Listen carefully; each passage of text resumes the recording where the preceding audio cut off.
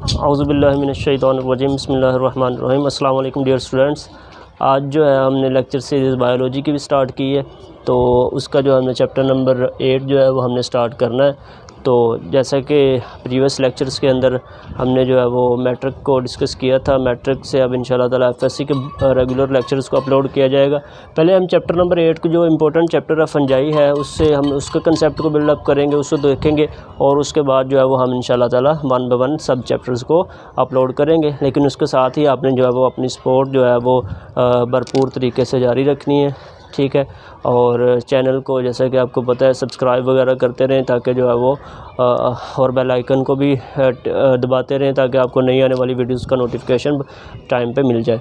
तो अब ये जो हमने लेक्चर सीरीज़ स्टार्ट करनी है, बेसिकली उसका पर्पस ये है कि हमने जस्ट बायोलॉजी को मैंने आपको पढ़ाना नहीं है कि आपने जस्ट एक लेसन आया पढ़ लिया और चले गए, इस तरह से नहीं होगा। भरपूर तरीके से हम इसकी तैयारी करेंगे। मैंने आपको बायोलॉजी सिखानी है, ये मेरा जो है वो एम है, गोल है।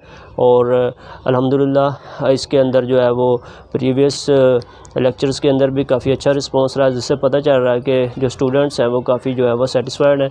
तो इसी तरह से अपने जो है वो कमेंट बॉक्स के अंदर आप जो है वो अपने कमेंट वगैरह जो है वो भी दिया करें, ताकि उससे हमारी भी हौसला अफजाई होती रहे। तो इसके साथ ही आज का जो लेक्चर सीरीज़ है वो हम स्टार्ट करते हैं, बाकी बातें चलती रहेंगी साथ साथ। लेक्चर जो है चैप्टर नंबर 8 है, फंजाई उसका नाम है, ठीक है।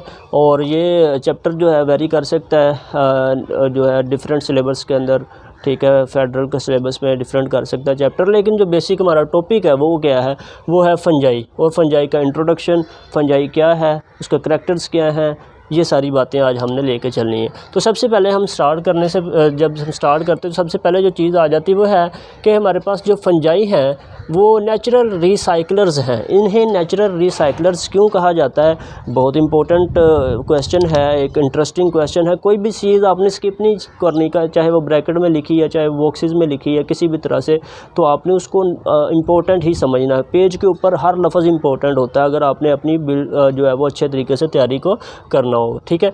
तो नेचुरल रिसाइकलर क्या है, ये कुदरती तौर पर जो है वो कुदरती तौर पर जो है इनको रिसाइकलर जो है वो कहा गया, क्योंकि ये डिकम्पोजर्स होते हैं। ये इनकी क्या वजह है, इसको क्यों है ऐसे नेचुरल रिसाइकलर कहते हैं, उसमें आपको ये जो है वो चीज़ आपको समझाने के लिए ये वाला कंसेप्ट नेचुरल रिसाइकलर का मैंने ये एक डायग्राम ड्रा की। इसके अंदर आपको देखें, ये एक प्लांट था, ये ग्रो किया है। तो जब इसने ग्रो किया है तो इसने सॉइल में से, ये नीचे सॉइल है, ये इसके रूट्स है, सॉइल में से इसने न्यूट्रिएंट्स को अब्जॉर्ब किया है, फिर ये ग्रो किया है। तो जब ये ग्रो करेगा, इसके लीफ को जो इस बॉडी को जो है वो एनिमल ईट करेंगे, ठीक है। तो एनर्जी जो है, न्यूट्रिएंट्स वगैरह वो एनिमल में चले जाएंगे। एनिमल जब डाई करेंगे, मर जाएंगे, तो डेड बॉडीज़ उनकी जो है, देन उनको डेड बॉडीज़ जो है उनको ऊपर फंजाई जो कि डिकम्पोजर्स हैं उसको डिकम्पोज करते हैं, तोड़ते हैं, ब्रेक डाउन ऑफ टिश्यूज़ करते हैं, वो इसके ऊपर ग्रो करेंगे। जब वो इसके ऊपर ग्रो करेंगे तो क्या होगा, तो जैसे ही फंजाई इस डेड बॉडी की डिकम्पोजिशन करेगी तो क्या होगा, फंजाई क्या करेगी, उन न्यूट्रिएंट्स को जो कि इस एनिमल ने इस प्लांट से लिए थे, अब वो इसकी बॉडी डेड बॉडी है ना, तो डेड बॉडी में क्या है, वो न्यूट्रिएंट्स तो अवेलेबल हैं, बॉडी तो डेड होगी लेकिन उसका टिश्यूज़, उसकी जिस्म के अंदर जो भी उसके टिश्यूज़ वगैरह हैं, सारा कुछ अवेलेबल है, उसके अंदर न्यूट्रिएंट्स अवेलेबल है। फंजाई उसको डिकम्पोज करेगी, तोड़ेगी और दोबारा से उस न्यूट्रिएंट्स को अवेलेबल करवा देगी सॉइल के अंदर, ठीक है। तो अब जो नए प्लांट्स हैं उनके लिए वो वाले न्यूट्रिएंट्स अगेन से क्या हो जाएंगे, अवेलेबल होंगे। तो ये एक साइकिल चला है जिसमें न्यूट्रिएंट प्लांट में गए हैं, प्लांट से एनिमल में, एनिमल से फिर एनिमल की डेड बॉडी को फंजाई ने फिर डिकम्पोज किया। और फंजाई जो है इधर नेचुरल रिसाइकलर का रोल प्ले कर रही है। इसने क्या किया, अगर आप इस डेड बॉडी को फंजाई ना डिकम्पोज करती तो क्या ये वाले न्यूट्रिएंट जो इस बॉडी में थे वो इसमें जाने थे, दोबारा से सॉइल में नहीं जा सकते थे, आपको भी डेफिनेटली पता है, ठीक है। तो इस तरह से हमने इसको अंडरस्टैंड किया है, तो आपको पता चला कि ये जो है वो नेचुरल रिसाइकलर हम इसको क्यों कहते हैं, क्योंकि ये चीज़ों को रिसाइकल करवाती है। देखें, इधर से गई थे न्यूट्रिएंट्स, घूम फिर के दोबारा किधर आ गए, सॉइल में आ गए। तो एक साइकिल चला है और इसके साथ ही जो है वो इनको हमने इस कंसेप्ट को अंडरस्टैंड किया है। अब उसके बाद जो है वीडियोस मेरी थोड़ी लेंथी हो जाएंगी, लेकिन आपने जो है वो आपके लिए ही है सारा कुछ, टाइम भी और हर चीज़, क्योंकि बेसिक मकसद ये है कि आपको जस्ट टॉपिक से रिलेटेड चीज़ें ना बताऊं, थोड़ा सा उसका बैकग्राउंड के बारे में, ताकि आपने जब आगे कम्पिटिटिव एग्ज़ाम मेडिकल के देने हैं तो जो नीट के स्टूडेंट उन्होंने भी देने हैं, इसी तरह जो हमारे फेडरल के स्टूडेंट या जो डिफरेंट बोर्ड्स के स्टूडेंट उन्होंने MCAT वगैरह की तैयारी होती है जो पाकिस्तान के अंदर, तो उसके जब एग्ज़ाम उन्होंने देने हैं तो उसके लिए उनको उनके कंसेप्ट अच्छे तरीके से आने चाहिए, फिर ही वो उस कम्पिटिटिव एग्ज़ाम को पास कर सकते हैं। इसलिए मेरी कोशिश है कि मैं आपको बैकग्राउंड और डीप कंसेप्ट जो है वो अंडरस्टैंड करवाऊँ। तो चलें दोबारा से, variable number of species present हैं किसकी, फंजाई की। वेरिएबल नंबर का मतलब है कि इसकी एक दो स्पीशीज़ नहीं है, काफ़ी ज़्यादा मकदार में, काफ़ी ज़्यादा क्वांटिटी में, काफ़ी ज़्यादा जो है वो इसकी स्पीशीज़ पाई जाती हैं दुनिया में। और कुछ तो ऐसी भी हैं जो कि अभी तक डिस्कवर नहीं कर सके, लेकिन जो डिस्कवर हैं उनकी तादाद भी बहुत ज़्यादा, एक दो नहीं है, ठीक है। उनमें से कुछ जो है वो नोटोरियस पैथोजेंस हैं और कुछ जो है वो सम आर बेनिफिशियल, कुछ बेनिफिशियल हैं। नोटोरियस पैथोजन का मतलब है कि बहुत ख़तरनाक किस्म के पैथोजन हैं जो कि बीमारियां फैलाने वाली चीज़ों को पैथोजन कहते हैं ना, तो ये बीमारियां फैलाते हैं। वो कौन कौन सी, एक रस्ट है, एक स्मट है। ये दोनों फंजाई हैं, रस्ट और स्मट। ये क्या करती हैं, ये फसलों को तबाह कर देती हैं। इसको हम आगे डिस्कस करेंगे डिटेल में। तो ये देखें फंजाई हैं, लेकिन क्या करती हैं, ये नुकसान पहुँचाती हैं, फसलों को तबाह करती हैं। जब फसलें तबाह होंगी तो इकोनॉमिकली जो प्रोडक्शन आपको मिलनी थी वो डेफिनेटली डिक्रीज़ कर जाएगी, तो इससे हमें लॉस होगा। कुछ बेनिफिशियल भी हैं, वो कौन कौन सी हैं, मेडिकली इंपॉर्टेंट है, जैसा कि पेनिसिलियम है। पेनिसिलियम से हम एंटीबायोटिक पेनिसिलिन लेते हैं, आपको पता है बहुत इंपॉर्टेंट है। पेनिसिलिन एक बहुत फेमस एंटीबायोटिक है, वो इधर से नेचुरली हासिल की जाती है। पेनिसिलियम फंजाई है उससे। तो ये फंजाई देखें, ये हमारे लिए बेनिफिशियल है। वो दो जो थी वो क्या थी, पैथोजन थी, हमें नुकसान पहुँचाती थी, उससे हमें लॉस होता था। बट इससे क्या हो रहा है, हमें बेनिफिट हो रहा है क्योंकि एंटीबायोटिक्स। इसी तरह कुछ एडिबल भी हैं, मतलब हम उनको खुराक के तौर पर भी खाते हैं। कुछ फंजाई जो है वेल नोन है, यूरोप कंट्रीज़ में भी बहुत, एशियन भी खाते हैं लोग। वो कौन से हैं, जैसे कि मशरूम है, ट्रफल्स हैं, ये सारे क्या हैं, ये कुछ एडिबल फंजाइज हैं जो कि ईटिंग के तौर पर भी जो है उसको देखा जाता है। तो इधर तक हमने ये कंसेप्ट को देखा कि फंजाई की स्पीशीज़ क्या हैं और वो उनकी टाइप्स किस तरह से हैं और उसका रिसाइकलर उसको क्यों कहते हैं। अल्लाह पाक ने, कुदरत ने उसको क्या किया है, किस तरह से फंजाई को जो है वो एक रिसाइकलर के तौर पर रखा हुआ है ताकि सारा सिस्टम जो है वो ऑटोमेटिकली कुदरती तौर पर क्या है मेंटेन होता रहे। ठीक हो गया। अगर ना होता तो हो सकता था कि सोइल के अंदर आहिस्ता आहिस्ता क्या होते, न्यूट्रिएंट्स कम होते जाते अगर दोबारा से उनको हम रिसाइकल ना करवाते इस तरह से जैसे कि कुदरत ने करवाया। ठीक है। तो इसके बाद ही हमारा नेक्स्ट जो है वो हमारा इंपॉर्टेंट लॉन्ग क्वेश्चन स्टार्ट हो रहा है। वो है इंपॉर्टेंट लॉन्ग क्वेश्चन क्या है, टेक्सोनोमिक स्टेटस ऑफ फंजाई। जो मैंने आपको करवाना है वो क्या चीज़ है, ये बहुत आपने गौर से सुनना है, बहुत ईजी है, वेरी इंपॉर्टेंट लॉन्ग क्वेश्चन है। ठीक है। टेक्सोनोमिक स्टेटस का मतलब है कि आप इसको किस तरह की टेक्सोनोमी में रख सकते हैं, इसका स्टेटस क्या है। इसको फंजाई में रखेंगे, आपको पता है किंडगम, 5 किंडगम है आज जो बेसिकली आप पढ़ते हैं, किंडगम, फंजाई, एल्जी, प्लांटी वगैरह इस तरह से। ठीक है। तो अब मसला ये है कि भाई इसको फंजाई को किस में रखा जाए। जब स्टार्टिंग में था ना, जब कार्लस लिनियस का दौर था, तो ड्यूरिंग दिस पीरियड टाइम था 1758 का टाइम था, जब उस वक़्त क्या किया गया, 2 किंडगम थे आपको पता है, एनिमल और प्लांट, जो कि कार्लस लिनियस ने बनाए थे। तो कार्लस लिनियस के वक़्त जो था ना, वो फंजाई को जो प्लेस कर दिया गया था किंडगम प्लांटी के अंदर। ठीक है। कार्लस लिनियस के टाइम में 2 किंडगम थे और उसमें से जो किंडगम प्लांटी था और एक था किंडगम एनिमलिया, किंडगम एनिमलिया और किंडगम प्लांटी। ये जो किंडगम प्लांटी है ना, ये देखें, मैं इधर आ गया हूँ। ठीक है। तो आपने ये देख रहे हैं, ये जो किंडगम प्लांटी है, इस किंडगम प्लांटी के अंदर क्या चीज़ है, इस किंडगम प्लांटी के अंदर हमने जो है वो फंजाई को प्लेस कर दिया था उस वक़्त। ठीक है। तो लेकिन बाद में कुछ इश्यूज़ आए और फिर हमने ये देखा कि भाई इसको किंडगम प्लांटी में क्यों रखा है, कोई वजह बताएं। ठीक है। लोगों ने क्वेश्चन पूछे, साइंटिस्ट क्वेश्चन पूछते हैं जब आप क्लासिफिकेशन करते हैं। अगर आप कहते हैं इसको इधर रख दें तो आपको प्रॉपर एक्सप्लेन करके उसको बताना पड़ता है कि हमने इस वजह से ये काम किया है। तो जब बारी इस बात की आई तो फिर प्रॉब्लम्स पैदा होगी। वो क्या प्रॉब्लम्स हैं, अब हम उसको डिस्कस करेंगे। ठीक है। बेसिकली जो फंजाई के बेसिक अपने करैक्टर्स हैं, पहले मैं आपको वो बताऊँगा, बाद में फिर आपको इधर वाली और इधर वाली चीज़ें मैं आपको कंपेयर करके बताऊँगा। आपने इसी तरह से एग्जाम के अंदर पॉइंट्स हेडिंग बना के लिखनी है, ज़रा गौर से अंडरस्टैंड करिएगा। ओके जी। करैक्टर्स हैं फंजाई के, किसके हैं, करैक्टर्स ऑफ फंगस या फंजाई। सेल वाल इसमें मौजूद होती है, ओके हो गया। काइटन की है, सेल वाल आपको पता है ऊपर वाली दीवार होती है सेल के, और उसका जो बनाने वाला कॉन्स्टिट्यूएंट मटेरियल है वो काइटन है। ठीक है। ओके। दूसरा पॉइंट क्या है, सेंट्रियोल प्रेजेंट है, वो फंजाई के अंदर मौजूद है, सेंट्रियोल्स, ये पता है आपको, ऑर्गेनेल है एक। ठीक है। न्यूक्लियर माइटोसिस जो है वो भी फंजाई में होती है। ठीक है। ये इसके करैक्टर हैं, क्या है ये मैं आपको बाद में बताता हूँ। नॉन मोटाइल हैं ये वाले, मतलब मूवमेंट इनमें नहीं होती, और कोई इसके पाँव वगैरह तो नहीं होते कि जो इसने, या इसमें फ्लैजेला वगैरह तो नहीं होता जो इसने मूव करना है, तो नॉन मोटाइल हैं। ठीक है। अब्जॉर्प्टिव हेटेरोट्रोफ है, ये चीज़ों को ऊपर ग्रो करते हैं, जैसा कि सिट्रस फ्रूट है, माल्टा हो गया, लीमन हो गया, इस तरह से लेमन वगैरह के ऊपर ये ग्रो करते हैं, ब्रेड के ऊपर ग्रो करती है, उधर से क्या करती है, न्यूट्रिएंट्स को अब्जॉर्ब करती हैं, अब्जॉर्ब करके अपनी बॉडी में ले जाती है, इसलिए इसको कहते हैं अब्जॉर्प्टिव हेटेरोट्रोफ। ये बहुत इंपॉर्टेंट पॉइंट है इसका, ये आपने अंदर इसको भी याद रखना है, ठीक है। इसी तरह लिमिटेड ग्रोथ होती है, बहुत लंबे चौड़े इसका स्ट्रक्चर नहीं होता। और क्या होता है, रिजर्व फूड मटेरियल, जो इसके अंदर स्टोर फूड है ना फंजाई के अंदर, वो क्या है, वो ग्लाइकोजन है। वो क्या चीज़ है, वो है ग्लाइकोजन, ठीक है, ये ग्लाइकोजन लिखा हुआ है। तो ये कुछ इसके करैक्टर थे। अब हमने क्या किया, हमने कहा जी बेसिक करैक्टर इसके ये हैं। जब हम क्लासिफिकेशन करते हैं तो अगर इसके करैक्टर प्लांटी से, किंडगम प्लांटी से मिलते हुए तो हम इसको रख देंगे उसमें। अगर इसके करैक्टर, कुछ साइंटिस्ट का कहना ये था, माइकोलॉजिस्ट का, माइकोलॉजिस्ट ये लिखा भी हुआ है, माइकोलॉजिस्ट वो साइंटिस्ट होते हैं जो स्टडी करते हैं फंगस की, फंजाई की स्टडी को माइकोलॉजी कहते हैं, ठीक है। वो माइकोलॉजिस्ट होते हैं जो साइंसदान उसको स्टडी करते हैं। तो वो कुछ माइकोलॉजिस्ट का ये ख्याल था कि भाई आपने इसको मिसप्लेस कर दिया है, हम इसको, कुछ का ये था कि हम इसको प्लांटी में रख दें, कुछ का ये था कि हम इसको किंडगम एनिमिलिया के अंदर रख दें। आपको पता है इस साइड पे आपको किंडगम एनिमिलिया भी नज़र आ रहा है, ठीक है, ये मैंने लिखा हुआ है, उसके करैक्टर्स हैं। फिर किया क्या, अब दोनों में बहस होगी। वो कह रहे हैं कि फंजाई के ये वाले करैक्टर्स हैं, फंजाई को प्लांटी वाले कह रहे हैं इधर रख दें, बोटानिस्ट जो है, और जो एनिमल से जोलॉजिस्ट वगैरह वो कह रहे हैं इसको इधर रख दें, ठीक है।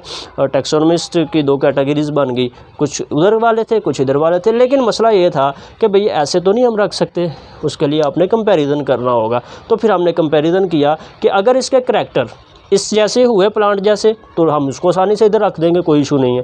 लेकिन अगर इसके करैक्टर इस जैसे हुए, एनिमल लाइक, तो हम इसको फिर किंडगम एनिमिलिया में रखेंगे, फिर हम इसको किंडगम प्लांटी में नहीं रखेंगे। तो अब बहस छिड़ गई और उसका जो सोल्यूशन था उसके लिए हमने जो है वो फिर क्या तरीक़ाकार देखा, वो ये देखा हमारे पास क्या आ जाता है। हमारे पास ये देखें किंडगम प्लांटी है, तो इसका करैक्टर क्या है, इसमें सेल वॉल मौजूद है, ओके।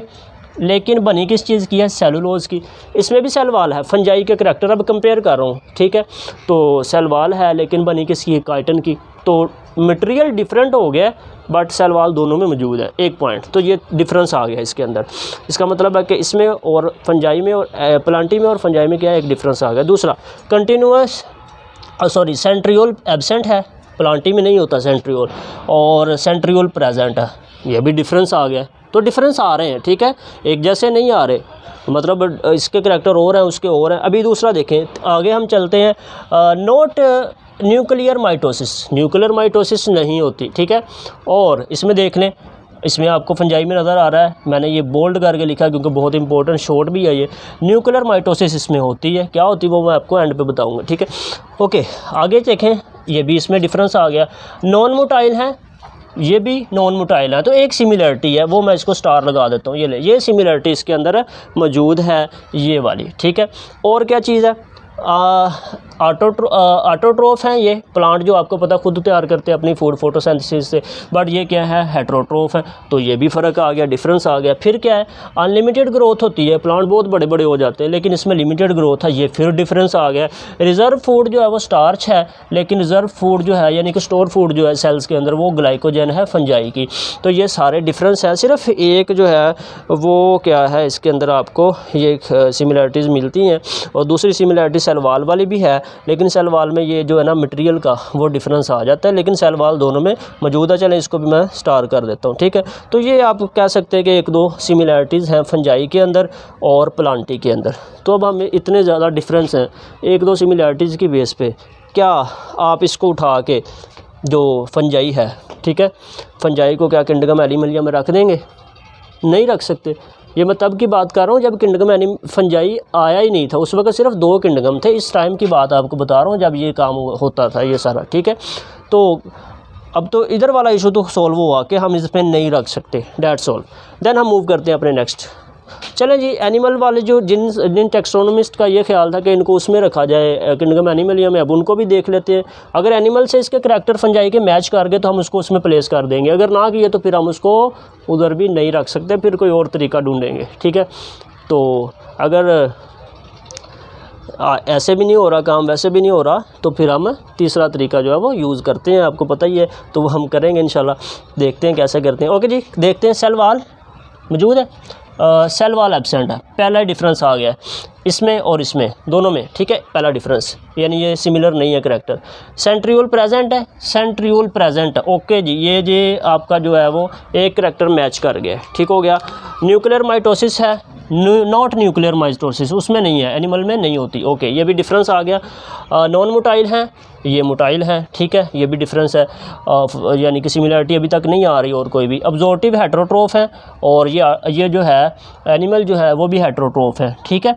तो ये भी एक आप इसमें सिमिलरिटी में ये वाला पॉइंट भी लिख सकते हैं, लेकिन हेट्रोट्रोफ तो हैं, अब्जॉर्टिव हेट्रोट्रोफ हैं, ये चीज़ों को जज़ब करते हैं।